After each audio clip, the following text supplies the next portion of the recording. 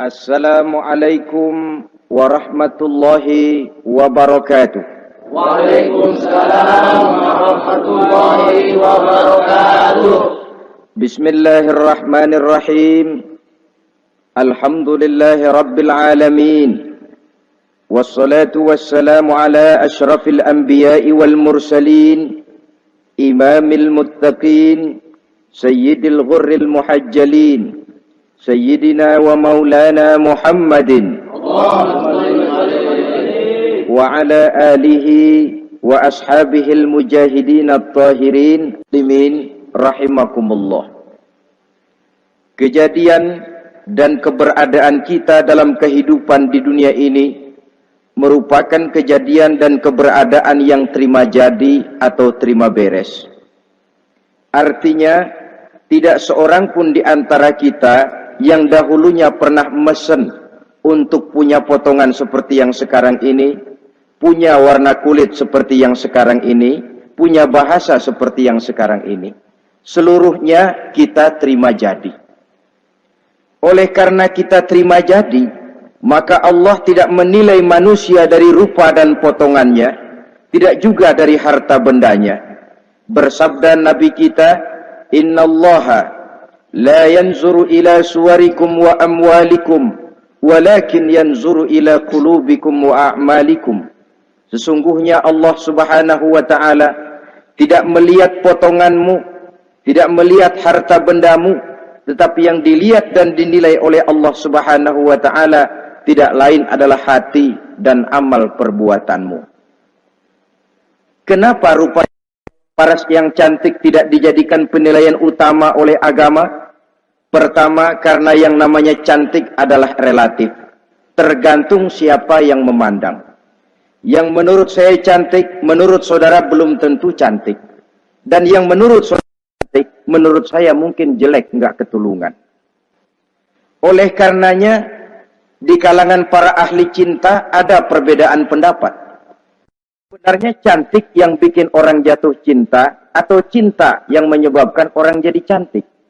Dua-duanya bisa saja terjadi. Mungkin karena cantik orang lalu jatuh cinta, mungkin sudah kadong cinta biar gempor cantik juga. Tapi yang jelas cantik adalah relatif. Yang kedua, cantik itu temporer, berubah oleh pergeseran masa dan pertukaran waktu. Tidak ada orang makin ke ujung makin cantik.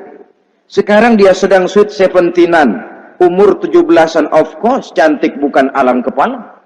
Seluruh yang ada dalam dirinya menjadi syair di kalangan para remaja.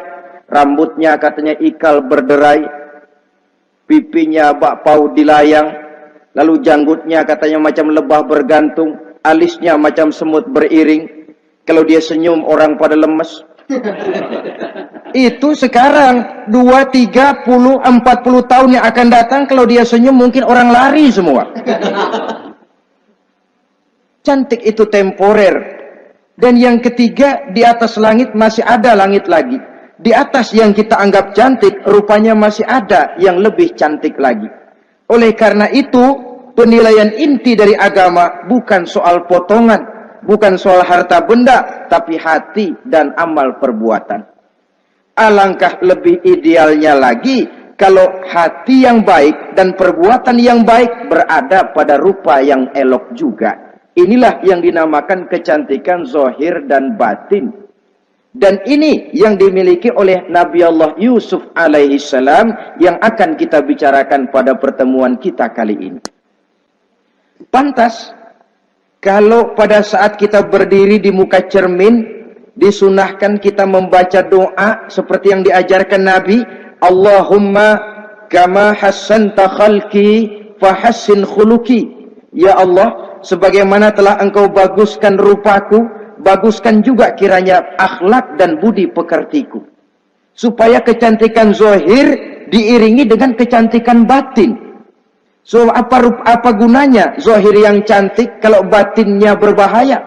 Itu yang orang bilang, apa guna katanya berkain batik kalau tidak dengan kebaya? Apa guna berparas cantik kalau melulu bawa bahaya?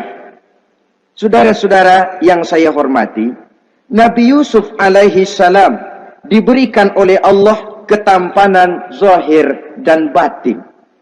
Artinya, zahirnya beliau memang tampan, batinnya pun memang beliau adalah baik. Dan inilah kebaikan yang berlipat ganda. Kadang-kadang ada orang yang tampangnya sederhana saja, tapi batinnya baik. Itu lebih baik ketimbang yang zahir dan penampilannya baik, tapi batinnya rusak. Maka kebaikan yang dianugerahkan Allah dalam kehidupan ini, sesungguhnya bukan untuk to show only. Bukan cuma untuk sekedar dipamerkan, jadi kebanggaan, macam kontes ratu-ratuan yang manfaatnya hampir tidak ada.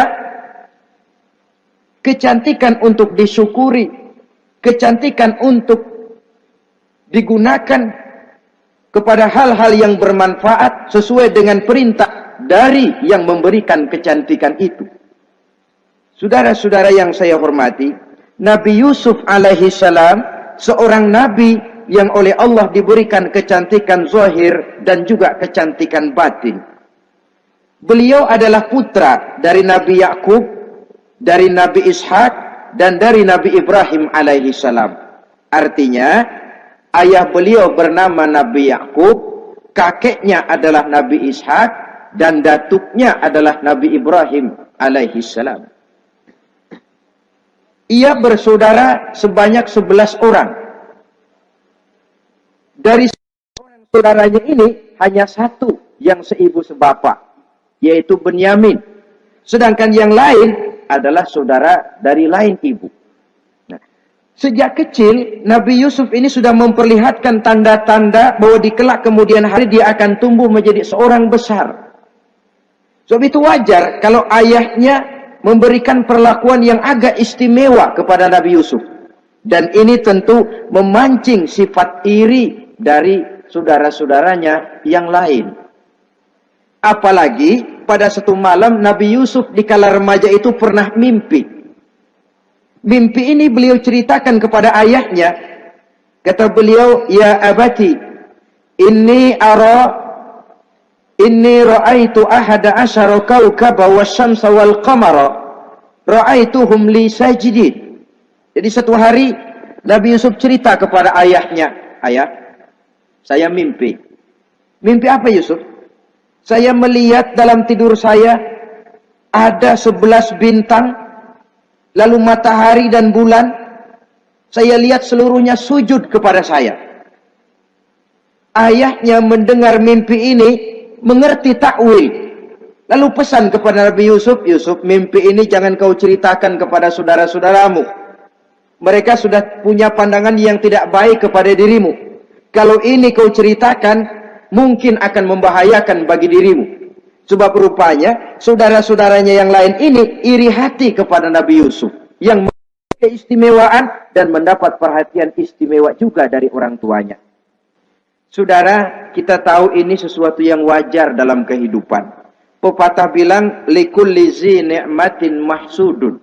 Tiap kali kita mendapat suatu nikmat, bakal ada orang yang hasud, iri hati, dengki. Itu watak kehidupan. Kalau kita jatuh miskin, orang tepuk tangan. Kalau kita jadi kaya, orang tanya berdukun kemana. Wajar saja, likulli zi ni'matin mahsudun. Tiap kali kita mendapat suatu nikmat, tentu ada yang hasud, ada yang iri, ada yang tidak senang. Begitu juga halnya dengan saudara-saudara Nabi Yusuf alaihi salam. Dan watak iri hati ini tidak cuma tinggal iri hati, mereka buktikan lewat tindakan konkret. Suatu hari mereka musyawarah, saudara-saudara yang iri ini. Saudara-saudara, bapak kita nggak adil.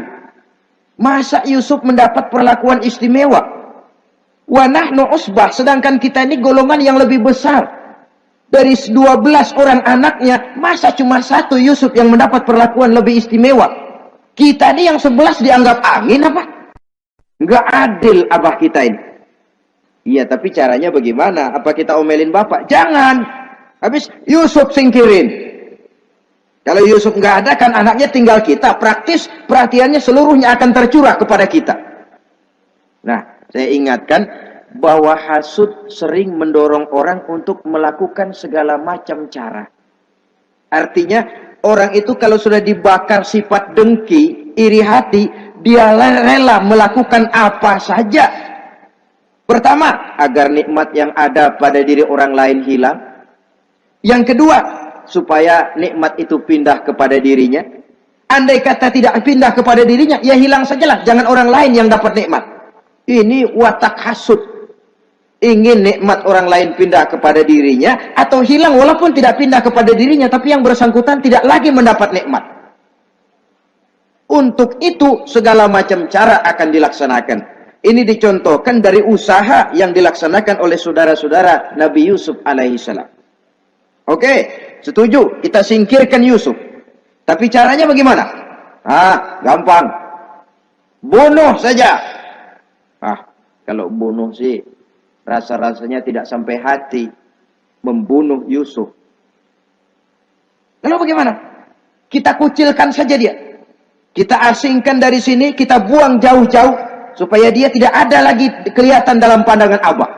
Kalau dia sudah tidak ada dalam pandangan Abah, yang dilihat cuma kita, dan seluruh kasih sayangnya akan tercurah kepada kita semua. Nah, setujulah kalau itu. Caranya, nanti kita atur belakangan. Jadi satu hari, permisilah saudara-saudaranya ini kepada Nabi Yakub. Abah, kami permisi mau pergi main-main, dan Yusuf akan kami ajak. Kata Nabi Yakub, saya khawatir. Nabi Yakub sudah melihat gelagat yang tidak baik. Sudah ada semacam firasat. Saya khawatir kalau Yusuf kau bawa, nanti dia akan kena celaka. Atau dimakan oleh serigala, sedangkan kamu nanti akan lalai. Kata anak-anak yang lain, percaya dah Pak, saya akan jaga. Saya kan saudaranya, masa tega membiarkan Yusuf celaka atau dimakan serigala. Pokoknya aman, sip dah.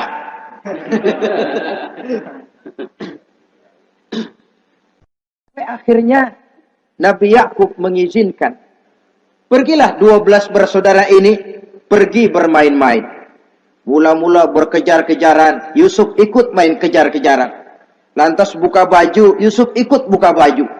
Sampai ketika tiba di tepian sebuah sumur tua, rencana yang sudah disepakati itu dilaksanakan. Nabi Yusuf diangkat beramai-ramai, digotong, lalu dimasukkan, diceburkan ke dalam sumur mati itu. Kemudian baju Nabi Yusuf itu mereka basahi dengan darah kambing. Setelah itu mereka pun pulang menemui Nabi Yakub alaihi salam dengan rasa sedih yang dibikin-bikin. Ini penyakit hasud. Jadi kalau orang hasud kepada kita, begitu kita mendapat kesulitan, dia datang dengan air mata buaya. Belaga sedih, belaga ikut berduka cita, padahal sih hatinya sorak. Padahal batinnya girang, bukan main. Pak, saya ikut berduka cita, Pak, saya ikut sedih. Padahal hatinya biar mampus loh. Ini yang dilakukan oleh saudara-saudara Nabi Yusuf. Mereka datang dengan air mata berurai, nangis, Abah. Ketika kami sedang main-main, Abah, kami lupa, kami tinggalkan Yusuf sendirian. Ketika kami balik, kami cuma mendapati bajunya sudah berlumur darah. Barangkali saudara kami Yusuf dimakan oleh serigala. Nabi Yakub tercenung. Ternyata firasatnya adalah benar. Baju Nabi Yusuf itu yang berlumur darah kambing, buatan saudara-saudaranya yang hasud tadi, diciumi dan dipeluk oleh Nabi Yakub. Kepedihan seorang ayah yang ditinggalkan oleh anak tercintanya. Saudara, adapun Nabi Yusuf alaihi salam tercebur di sumur mati itu. Sampai pada satu hari ada khalifah, ada kafilah niaga dari negeri Madian hendak menuju ke negeri Mesir, lewat di tempat itu. Ketika salah seorang mereka bernama Malik bin Do'ar hendak mengambil air, timba diturunkan ke dalam sumur.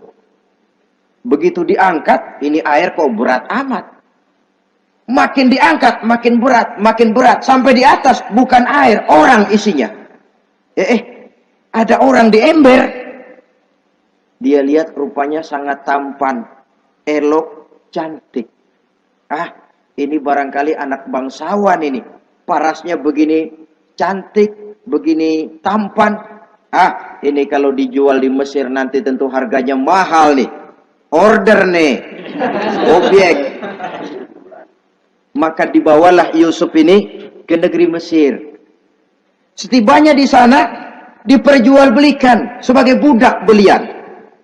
Nah, nasib baik, rupanya Yusuf ini ketika terjadi pelelangan, dibeli oleh seorang pembesar istana, seorang menteri yang bernama Kitfir.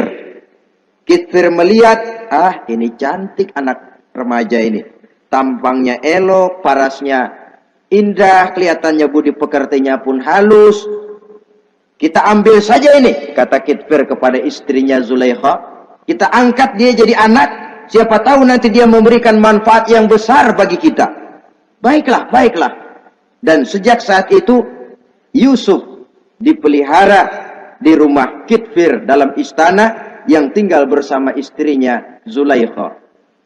Menurut satu riwayat, 10 tahun lamanya Nabi Yusuf tinggal di tempat Kitfir.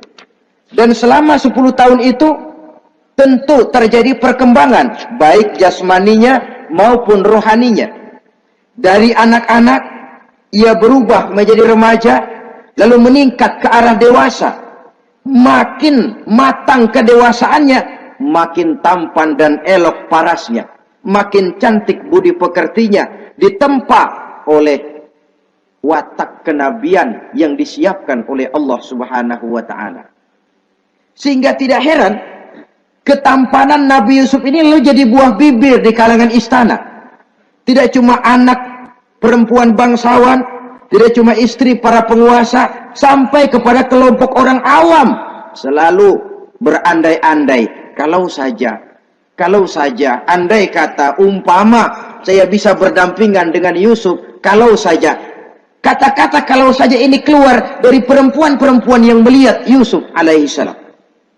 Dan yang unik, kecantikan Nabi Yusuf itu, kalau dia berdampingan dengan orang yang jelek, si jelek ini ikut sedikit cantik. Biasanya kan kalau ada orang ganteng, duduk berdampingan sama orang jelek, makin kelihatan kegantengannya, yang jelek makin demek. Itu biasanya. Tapi kecantikan Nabi Yusuf ini tidak mengangkat orang lain. Nah, rupanya yang tertarik kepada ketampanan Nabi Yusuf ini tidak cuma perempuan-perempuan lain, juga termasuk Siti Zulaikha, istri daripada Kitfir, yang merupakan ibu angkatnya. Kalau pada mulanya Zulaikha merawat Nabi Yusuf sejak kecil dengan harapan nanti akan membawa manfaat. Setelah dilihatnya makin lama makin tampan, makin lama makin cantik, makin lama makin rupawan. Berubah rupanya rasa kasih sayang seorang ibu menjadi kasih sayang seorang perempuan kepada laki-laki. Dia merindukan saat-saat di mana dia bisa mencurahkan rasa hatinya itu kepada Nabi Yusuf alaihi salam. Hampir-hampir nyaris Zulaikha ini, kalau istilah anak muda barangkali, siang jadi kenangan, malam jadi impian. Kemanapun dia pergi, bayangan Yusuf juga yang selalu menggodanya. Selalu ditunggunya saat-saat yang mungkin untuk dia bisa menyampaikan hasrat hatinya kepada Nabi Yusuf alaihi salam. Dan saat itu pun datang. Satu hari Kitfir harus menghadiri persidangan negara. Rumah besarnya lenggang, para pembantu kebetulan tidak seorang pun ada di dalam. Inilah saat yang ditunggu-tunggu oleh Zulaikha. Keluarlah ia dari kamarnya dengan pakaian yang tipis sewarna dengan warna kulitnya, sehingga pakaian dalamnya nyaris tembus.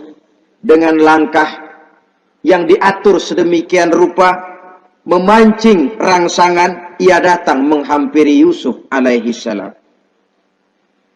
Lalu dengan suara lemas memelas, ia pun memanggil Yusuf.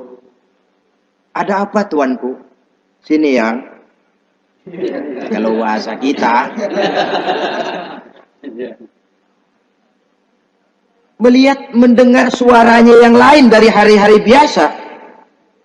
Apalagi melihat pakaian Zulaikha yang begitu tipis. Jantung Nabi Yusuf berdetak sangat cepat. Darah mengalir dengan cepat. Maklum, beliau juga manusia, laki-laki, normal terlepas dari kenabiannya. Jantungnya dak-dik-duk. Kemari Yusuf, sini. Ada apa tuanku? Sudah lama Yusuf. Lama apa tuanku? Saya memendam rindu kepadamu Yusuf. Siang malam engkau juga yang jadi tumpuan harapan saya. Kemanapun saya pergi seakan wajahmu juga yang saya lihat Yusuf. Tidur saya jadi tak nyenyak. Makan saya tak pernah membawa kekenyangan Yusuf. Tidur yang biasanya mendatangkan semangat seolah semuanya pergi meninggalkan saya Yusuf. Hembusan sepoi pagi mengusap bunga merekah dalam taman yang biasanya membawa keindahan. Semuanya telah berganti dengan keindahan wajahmu Yusuf. Sinilah sebentar penuhi hasrat hati saya. Saya segan tuanku. Segan kenapa Yusuf? Saya tidak mau mengkhianati tuan saya yang telah berbuat baik kepada saya. Apakah saya juga tidak pernah berbuat baik kepadamu? Benar, tuan juga berbuat baik kepada saya. Tapi pantang saya mengkhianati majikan saya. Yusuf, sekarang kesempatan yang baik. Kitfir, suami saya, sedang menghadiri persidangan penting di negara, di istana, dan rasanya akan lama dia baru kembali. Sementara para pembantu kita tidak ada di sini. Saya malu tuanku, saya segan. Malu kepada siapa? Tidak ada yang tahu, tidak ada yang lihat. Allah. Saya takut, saya malu kepada Allah tuanku. Padahal kalau menurut ukuran hati, Quran menjelaskan walaqad hammat bihi wa hamma biha. Sebenarnya Zulaikha cinta kepada Yusuf, Yusuf pun senang kepada Zulaikha. Itu iblis sibuk bukan main memasang jerat, pasang besi berani biar pada nyetrum.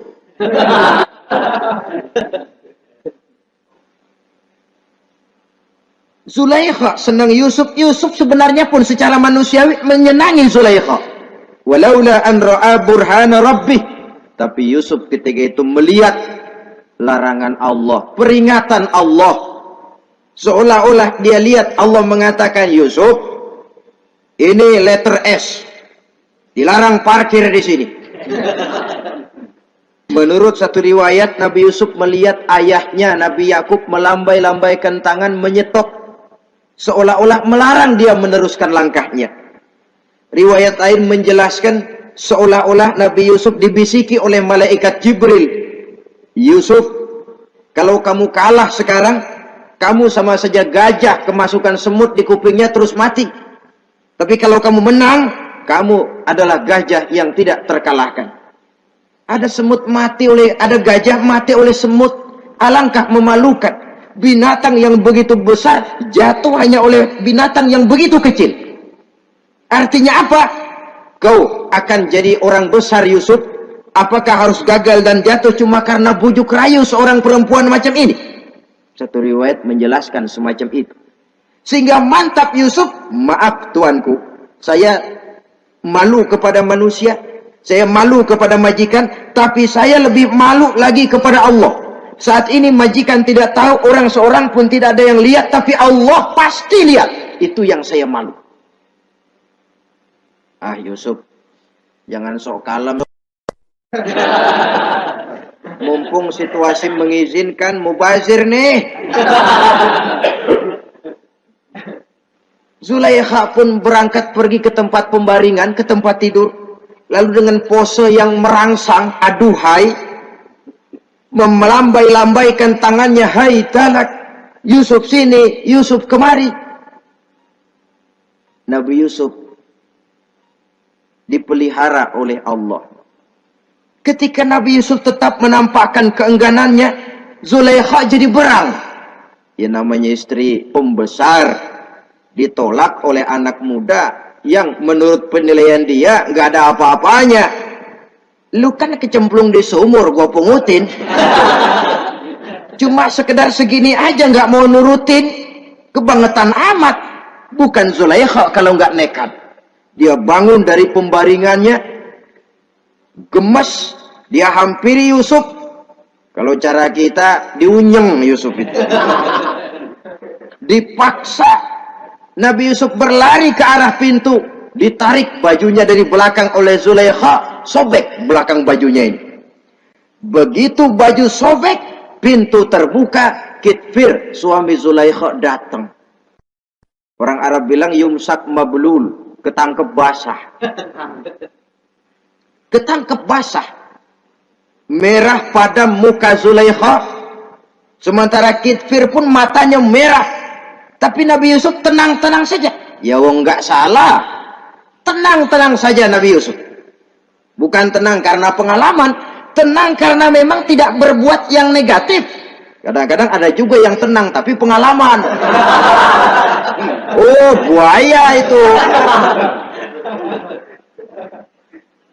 Kita ketahuan kepentok, ketangkep hansip, anteng aja.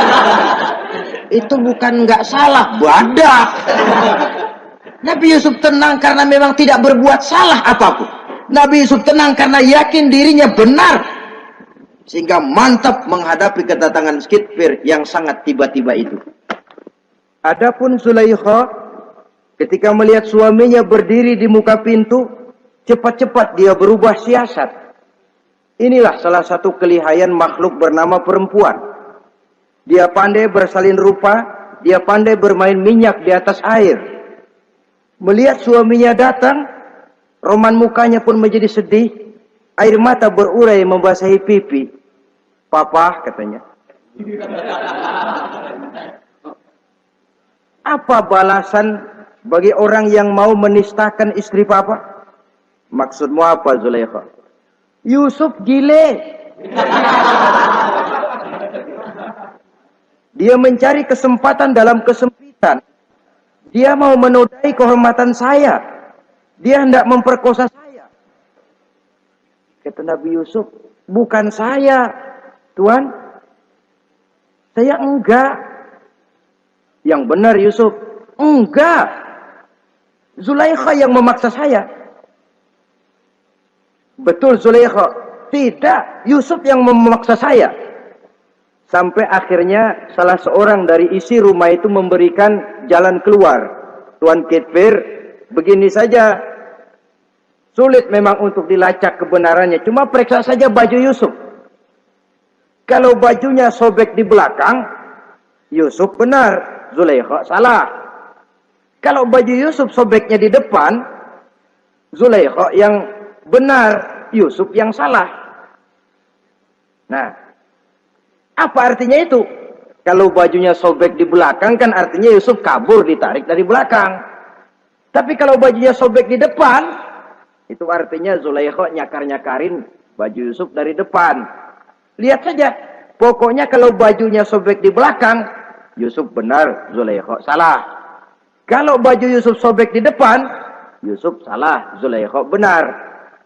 Ketika diperiksa, dicek bajunya, betul sobek di belakang.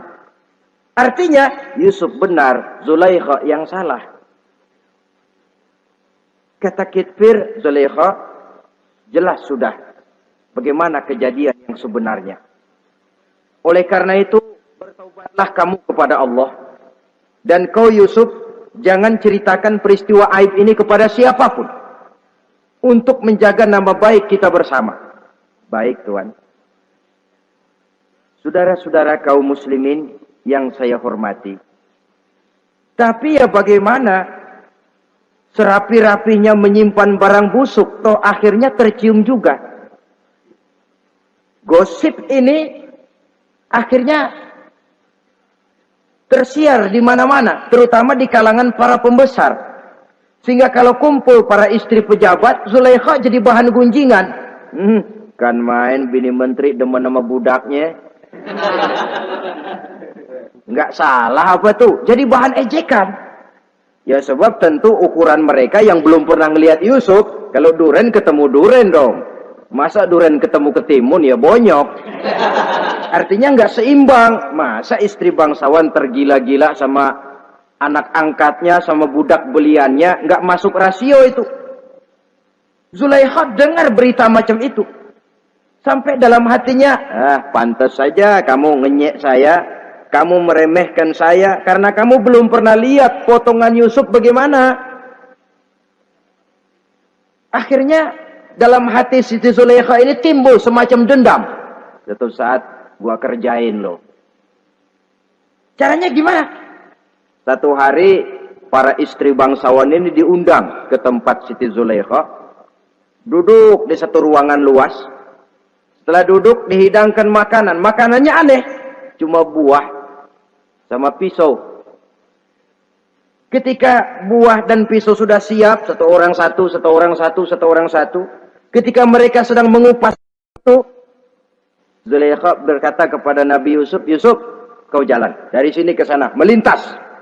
Kayak peragawati gitu. Nah, untuk apa Tuhan? Pokoknya jalan aja dah. Nabi Yusuf jalan. Sejak beliau melangkah ke ruangan itu, semua mata perempuan-perempuan bangsawan yang lagi ngupas buah, semuanya tertuju kepada Yusuf. Ada yang matanya emang buluk, makin buluk. Ada yang ngeliatin campur mulutnya menganga. Apa kata mereka? Falamma ra'ainahu akbarnahu wa qatta'na aydiyahunna wa qulna hasya lillah ma hadza bashar in hadza illa malakun karim. Falamma ra'ainahu, ketika perempuan-perempuan itu melihat Yusuf, akbarnahu, mereka agungkan Yusuf. Wa qulna hasya lillah, mereka bilang, ini sih bukan orang nih. Ini malaikat nih. Bukan orang. Nah, orang segini cakepnya. Artinya belum pernah mereka lihat paras yang secantik dan setampan itu. Akibatnya apa? Nggak berasa mau motong buah keiris tangan. Rata-rata perempuan yang ada di situ tangannya pada luka. Kenapa? Mau motong buah, mata kemana, mulut kemana, tangan kepotong. Melihat itu semua, Zulaikha puas. Nah, kamu baru melihat sekejap. Bagaimana saya yang siang malam melihat Yusuf? Bagaimana saya yang tiap saat hidup bersamanya? Bagaimana saya nggak merindukan dia? Ente yang baru pernah ngelihat sekelebatan udah motong tangan. Saya yang tiap hari sama-sama dia nggak celeng juga udah pantas. Saudara-saudara kaum muslimin yang saya hormati. Akhirnya untuk menjaga nama baik keseluruhannya, Nabi Yusuf pun mengalah. Karena berita ini sudah tersiar, Yusuf dipojokkan, tidak cuma sekedar dipojokkan, beliau dimasukkan ke dalam penjara. Tapi apa kata beliau? Rabbis sijnu ahabbu ilayya mimma yad'unani ilaih. Ya Allah, kalau memang karena resiko penolakan saya terhadap ajakan Zulaikha menyebabkan saya harus masuk penjara, penjara lebih saya sukai, penjara lebih saya cintai ketimbang ikut kemauan Zulaikha. Saudara-saudara, kadang-kadang kita berpikir, kalau kesempatan itu datang kepada kita, mampukah kita menjatuhkan pilihan seperti pilihan Nabi Yusuf ini? Lebih baik penjara ketimbang mengikuti bujuk rayu perempuan untuk melakukan perbuatan yang menyeleweng ini. Ini yang dipilih oleh Nabi Yusuf. Tegar. Kalau memang sebagai resikonya saya harus masuk penjara, penjara lebih saya cintai, penjara lebih saya suka daripada mengikuti bujukan Zulaikha. Teguh karena suatu prinsip. Bukankah dalam perjuangan menegakkan akidah, kadang kita mendapat piala, tapi tak jarang kita berhadapan dengan penjara. Kadang kita disanjung, kadang kita dicaci. Itu romantika perjalanan dari yang namanya perjuangan. Tapi pilihan harus ada. ketimbang ikut bujuk rayu perempuan yang mengajak melakukan perbuatan serong, penjara lebih saya cintai. Sudah pada saat hendak diajak tidak ada yang melihat, beliau menolak. Akibat penolakannya pun masuk penjara, tapi penjara lebih menyenangkan hatinya. Ketimbang hidup merdeka, tapi jiwa terpenjara. Inilah Nabi Yusuf barangkali. Biar badan masuk penjara, asal jiwa merdeka. Kita sekarang sebaliknya. Jiwa terpenjara tidak jadi soal, asal badan merdeka. Maka jiwa kita sering dijajah. Entah dijajah harta, entah dijajah pangkat dan jabatan, entah dijajah iblis. Jiwa kita yang terpenjara, sementara badan kita merdeka. Nabi Yusuf tidak. Biarlah badan di penjara, asal jiwa merdeka untuk menegakkan sesuatu yang hak. Saudara-saudara yang saya hormati. Adapun di dalam penjara itu, Nabi Yusuf satu sel dengan 2 orang bekas pelayan istana yang dituduh menaruh racun ke dalam hidangan yang hendak disajikan kepada raja. Yang satu tukang ngatur minuman, yang satu tukang ngatur makanan untuk raja. Siapa yang naruh racun enggak jelas, tapi dua-duanya ditahan. Nah, sampai satu malam, teman satu sel ini dua-duanya ngobrol kepada Nabi Yusuf. Yusuf, kami ini dipenjara karena dituduh menaruh racun ke dalam hidangan yang dihidangkan kepada baginda raja. Siapa yang salah, kami sendiri tidak tahu. Saya enggak ngerasa naruh racun, kata yang tukang ngatur minum.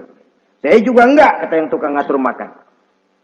Sampai satu malam, mimpi. Mimpi itu diceritakan kepada Nabi Yusuf. Kata yang tukang ngatur minuman, Yusuf, saya mimpi. Saya memeras anggur, lalu menghidangkannya kepada baginda raja. Apa arti mimpi saya? Kata yang tukang hidangin makanan, kalau saya Yusuf, saya ngimpi menjunjung roti di atas kepala saya, itu roti dipatokin burung. Apa arti mimpi saya? Saudara-saudara, Nabi Yusuf tersenyum. Adapun kamu yang mimpi memerah anggur, kamu akan keluar dari penjara bebas dan akan kerja lagi di istana. Adapun kamu yang mimpi menjunjung roti dipatokin burung, kamu akan dihukum mati, disalib dan kepalamu akan dipatokin oleh burung. Ini tukang roti ngotot, bisa aja lu ah. Ya lempengan apes ramalannya. Ya bukan soal bisa nggak bisa, lihat aja kenyataannya. Cuma kepada kamu yang tukang ngatur minuman, saya pesan, kalau nanti kamu bebas kembali di istana raja, tolong ceritakan ihwal saya kepada baginda raja ini.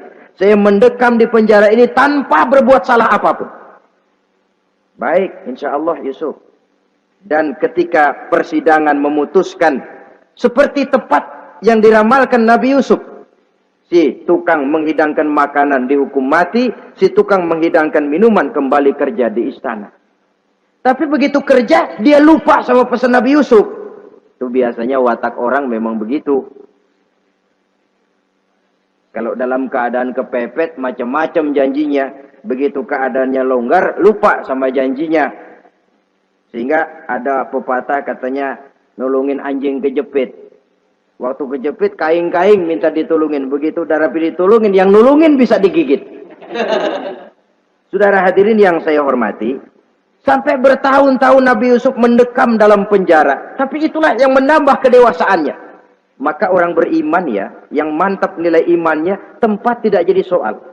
Kadang-kadang dia merasakan penjara lebih indah dari alam terbuka. Banyak orang-orang beriman yang justru di penjara menghasilkan karya-karya besar. Kita tahu misalnya almarhum Hamka, justru di penjara bisa menyelesaikan tafsir Al-Azharnya. Salah satu karya besar pujangga terkemuka ini. Macam Hasan Al-Banna, Abdul Qadir Audah, dan banyak lagi tokoh-tokoh Ikhwanul Muslimin. Merasakan justru penjara itu bagaikan sorga. Kenapa? Mereka yakin di penjara untuk sesuatu yang benar. Maka tempat tidak pernah jadi masalah. Kalau jiwa merdeka, puluhan tahun mendekam di penjara, tidak akan merupakan satu rasa yang lama. Kenapa? Jiwa tidak bisa dibatasi oleh ruangan 2 kali 3 meter. Jiwa yang merdeka tidak bisa dibatasi dengan teralis besi. Jiwa yang merdeka tidak bisa dibatasi dengan dinding tembok yang tebal. Jiwa yang merdeka mengembara, melanglang buana, mencari idealisme yang ada dalam dirinya. Itu yang dirasakan oleh Nabi Yusuf alaihissalam. Untungnya, satu malam raja ngimpi. Untungnya ini. Ngimpinya luar biasa. Ada 7 ekor lembu gemuk-gemuk. Makanin 7 ekor lembu yang kurus-kurus. Lalu ada 7 batang gandum yang isinya gemuk-gemuk. Ada 7 batang gandum yang sudah layu-layu. Nah, pagi-pagi ini seluruh dukun-dukun istana dikumpulin. Para ahli nujum apel menghadap baginda raja. Nujum, dukun, ada apa Tuan Raja? Tadi malam saya ngimpi. Ada 7 ekor lembu gemuk-gemuk memakan 7 ekor lembu yang kurus-kurus. Coba takwilkan apa arti mimpi saya itu. Dukun kata, baru tumben nih. Aku dengar mimpi begini. Kata Nujum ditanya Nujum godek. Ah, Tuan Raja itu mah kembang tidur aja kali ah. Tidak seorang pun yang mampu mentakwilkan arti mimpi baginda. Sampai tukang minuman dengar lapor. Tuan Raja, ada apa, Mas? Saya waktu di penjara, ada seorang anak muda namanya Yusuf, dia mentakwilkan mimpi saya dan pas seperti takwilnya. Ah, panggil Yusuf. Dipanggil Yusuf. Dibukain pintu penjara, masuk tukang anggur, tukang minuman ini. Yusuf, ente, iya. Kemana aja? Itu dia Yusuf, kelupaan. Ya kalau kelupaan sehari 2 hari barangkali bisa ditolerir. Kelupaan bisa tahunan. Cuma begitu dengar ada mimpi, pikir tukang minuman. Ah, kali aja ini Yusuf bisa takwilkan, kan jasa saya nemuin Raja sama Yusuf kan. Komisi lumayan. Begini Yusuf, baginda raja mimpi begini-begini. Barangkali kau bisa takwilkan, kau dipanggil menghadap Tuan Raja. Berangkatlah Yusuf menghadap Tuan Raja. Sesampainya di sana, mohon maaf Tuan Raja. Menurut takwil saya, arti mimpi Tuan Raja itu akan datang satu masa di mana 7 tahun lamanya negara ini subur, makmur, aman, tentram, gemah, repah, loh jenawi, toto tentrem kertora harjo. Tapi akan datang setelah itu 7 tahun lamanya di mana musim kemarau membahana, tanah menjadi kering gagal, rakyat diancam kelaparan. Dan kita harus siap-siap untuk itu. Itu takwil mimpi Tuhan. Caranya bagaimana Yusuf mengatasi krisis kelaparan ini? Ya kita bikinlah gudang-gudang untuk menyimpan makanan. Kalau lagi panen jangan mumpung. Ingat pada suatu saat kita akan paceklik. Sehingga kata orang-orang tua dulu, kalau lagi sehat, ingat dong bakalan sakit. Kalau lagi kaya, ingat dong bakalan miskin. Semuanya itu milik daripada kehidupan. Tidak ada orang yang ketawa terus dalam hidup. Tidak ada orang yang nangis terus. Semuanya silih berganti, datang pergi, patah tumbuh, hilang berganti. Dunia hari ini bikin kita ketawa, besok dia buat kita menangis. Hari ini dibuatnya kita senyum, besok dibuatnya kita berurai air mata. Hari ini dijadikannya kita kaya, besok dijadikannya kita kere. Pantas kalau orang bilang, wamal hayatud dunya, Allah mengatakan wamal hayatud dunya illa lahun wala'ib. Hidup dunia ini cuma sandiwara. Tiap kita sekarang sedang memegang peranan. Ketika memegang peranan, ya jadi orang kaya peranan, jadi kiai peranan, jadi jenderal peranan. Sama saja dengan wayang golek. Gatot Kaca yang bertulang kawat berotot baja, punya ajian beraja musti, gagah perkasa, bisa terbang di angkasa. Hebat perkasa Gatot Kaca. Kapan? Waktu dipegang dalang. Betul apa benar? Gagahnya Gatot Kaca, sakti mandragunanya sang Gatot Kaca. Kapan itu? Waktu dipegang dalang. Begitu peranannya selesai, sama dalang dimasukin ke kotak, diam aja Gatot Kaca. Terbang kek? Enggak, diam aja. Begitulah kehidupan ini. Gagah kita menyandang bintang 4 di pundak. Gagah kita membawa harta yang banyak. Gagah kita membawa jabatan ini dan itu. Waktu oleh sang sutradara dimasukkan ke dalam lubang yang luasnya tidak lebih 1 kali 2 meter. Nggak bekutik. Nggak ada yang lawan. Jenderal yang berbintang 4 dilonjorin, dia yang lihat anteng aja. Habis peranan sudah sampai di situ. Jadi itu wajar. Kata Nabi Yusuf, kalau lagi panen, ingat pada suatu saat kita akan paceklik. Jangan giliran panen besar. Di daerah-daerah kita lihat, sudah panen pesta pora. Bukan bersyukur kepada Allah. Tapi kegembiraan itu diwujudkan dalam bentuk lain. Tontonan yang membuat lupa diri, bermabuk-mabukan. Sehingga kadang-kadang kalau di daerah itu katanya kalau musim panen, musim kawin. Musim paceklik, musim cerai. Saudara-saudara kaum muslimin yang saya hormati. Karena itu, dalam satu hadis Nabi ingatkan, ta'arraf ilallah firraha ya'rifka fisyiddah. Ingatlah kepada Allah di waktu kamu senang, supaya Allah ingat kepadamu waktu kamu susah. Kalau waktu senang kita lupa kepada Allah, ya wajar. Kalau waktu susah, Allah juga lupain kita. Dalam terjemahannya dengan kehidupan beragama, wa man a'rada an zikri fa inna lahu ma'isyatan dhanka wa nahsyuruhu yaumal qiyamati a'ma.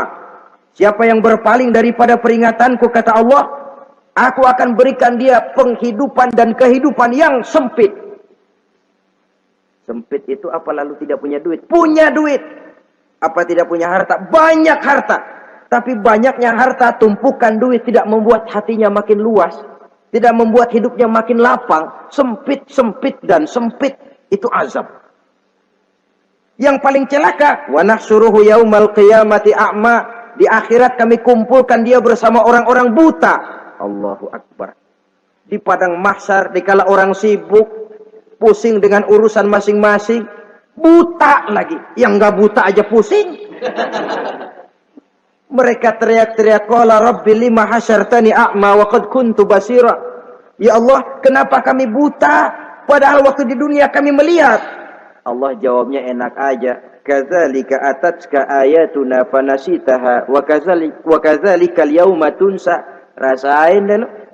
Dulu waktu di dunia datang peringatanku pada belaga pilon, kamu lupakan, sekarang juga pantas kamu dilupakan. Waktu susah kamu lupa, waktu senang kamu lupa Allah. Waktu susah juga pantas kamu dilupakan Allah. Waktu di dunia kau berpaling dari peringatan Allah, kalau sekarang Allah berpaling kepadamu juga adil. Walaupun kalau Allah mau tidak berpaling juga adil, sebab Allah itu mutlak. Tidak ada yang membatasi apa yang dimaui oleh Allah. Saudara-saudara kaum muslimin, itu pesan Nabi Yusuf. Bikin gudang yang besar, simpan bahan makanan untuk persediaan musim kemarau. Kalau begitu sekalian aja deh Yusuf. Sekalian bagaimana Tuan Raja? Kau saya angkat jadi menteri urusan makanan dan urusan kemakmuran. Tuan Raja, apa enggak terburu-buru? Kau bisa mentakwilkan mimpi saya, bahkan kau bisa mencari jalan keluar. Ini sudah sesuatu yang menguntungkan Yusuf. Mencari jalan keluar ini pemikiran yang menteri saya belum bisa berpikir kayak kamu. Sudah, kau pegang jabatan ini. Nabi Yusuf tidak minta, diberikan. Dan memang ada pesan, jangan memberikan jabatan kepada orang yang meminta. Terus kalau orang sudah minta, tentu ada pamrih dan ada tendensi. Jangan memberikan jabatan kepada orang yang banyak ngeluarin duit untuk mencapai jabatan itu. Sebab apa? Kalau orang mendapat satu jabatan karena banyak ngeluarin duit, maka pekerjaan pertama yang akan dilakukan setelah mencapai jabatan itu ialah dia akan berpikir bagaimana caranya biar modal gua pulang. Orang jadi gubernur, jadi menteri karena banyak ngeluarin duit, belum dia sempat kerja buat kepentingan rakyatnya, dia lebih dulu akan berpikir bagaimana duit yang saya keluarin supaya pulang. Sisanya kalau ada, barulah untuk kepentingan rakyat, itu pun kalau keburu. Saudara-saudara yang saya hormati, Nabi Yusuf tidak pernah minta jabatan. Raja memberikan jabatan itu. Dan tepat seperti takwil beliau, musim kemarau datang, rakyat dilanda kelaparan, lalu berbondong-bondong ke istana mencari bahan makanan. Yusuf langsung mendrop bahan makanan ini. Alhasil saudara-saudara, bahaya kelaparan ini sampai juga ke daerah tempat di mana Nabi Yakub tinggal. Lalu beliau utus anak-anaknya. Saya dengar di negeri Mesir ada seorang menteri muda yang tampan dan baik hati. Pergilah kau ke sana dan mintalah makanan darinya. Berangkatlah mereka ini. Saudara-saudara, Nabi Yusuf lihat, ini saudara-saudara saya ini yang dulu nyeburin saya ke sungai. Sekarang pada antri minta jatah makanan. Kalau kita lagi di atas ngelihat orang di bawah kan enak. Yang bawah kelagapan. Kayak orang sedang berkuasa, namanya lagi berkuasa, ngomong apa juga benar. Orang kalau lagi berkuasa kentut bagus masih. Tapi kalau sudah jatuh, jangankan apalagi buang angin, batuk aja diomelin. Miskin batuk melulu lah. Di atas itu, posisi di atas gampang buat move. Andai kata Nabi Yusuf waktu itu mau menteror, membalas saudara-saudaranya, kesempatan emas.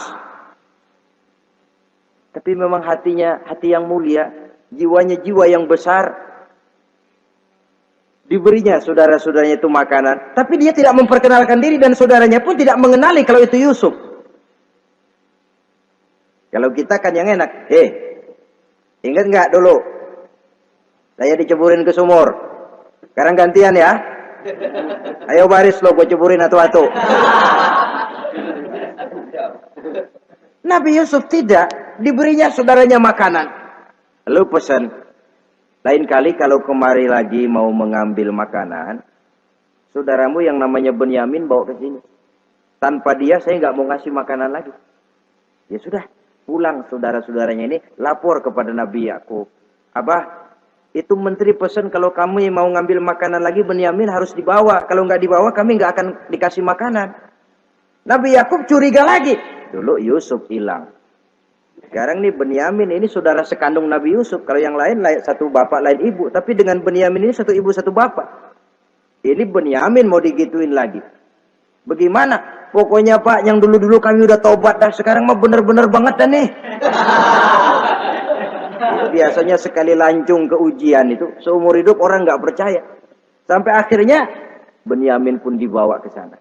Saudara-saudara yang saya hormati, terjadilah pertemuan Yusuf dengan Benyamin. Dan akhirnya saudara-saudaranya ini dijelaskan siapa menteri itu sebenarnya. Diminta menjemput Nabi Yakub.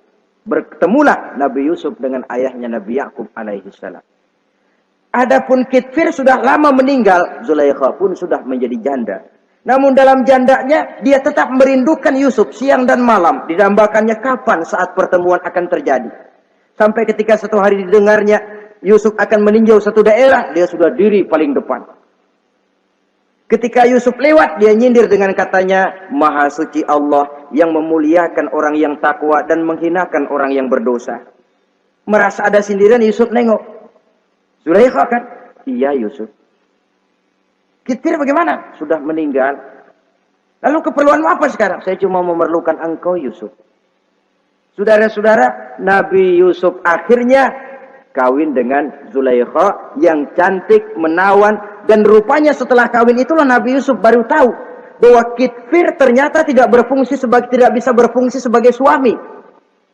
Dengan kata lain, puluhan tahun Zulaikha kawin dengan Kitfir tetap perawan, utuh, awet. Rupanya Kitfir liwat terus dan numpang liwat, nggak pernah mampir. Dan sejak saat itu berbahagialah Nabi Yusuf dengan Siti Zulaikha. Kita ambil hikmah dari riwayat singkat ini. Pertama, kecantikan zohir lebih penting, kecantikan batin lebih penting dari kecantikan zohir. Alangkah lebih baik lagi kalau kecantikan zohir itu berpadu dengan kecantikan batin. Karena dalam pandangan Islam, Allah tidak menilai manusia dari rupa dan harta, tetapi dari hati dan amal perbuatan. Yang kedua, bahwa ujian dan cobaan yang diterima Nabi Yusuf, tetapi dihadapi dengan ketabahan, pada akhirnya menghasilkan kebahagiaan. kebahagiaan dunia dan kebahagiaan akhirat. Inilah saja pertemuan yang singkat ini. Mudah-mudahan ada manfaatnya. Terima kasih atas segala perhatian. Mohon maaf atas segala kekurangan. Wassalamualaikum warahmatullahi wabarakatuh. Waalaikumsalam warahmatullahi wabarakatuh.